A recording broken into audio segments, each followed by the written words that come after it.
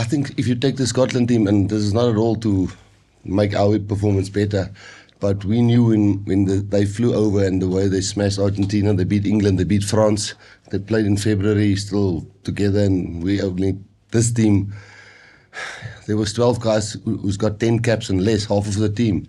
So cohesion would always be a problem. That you could see in the defense when we made some subs at the end. Obviously there's a lot of guys that we did not play in this game and a lot of guys injured.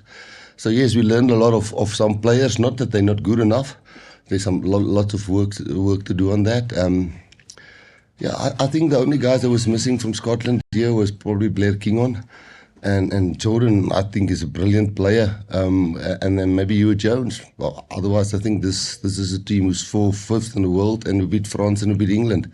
And I think this is the test which some of the guys needed. Not a tier 2 nation where they've got 3 or 4 caps. A tier 1 nation that's really, really a class team.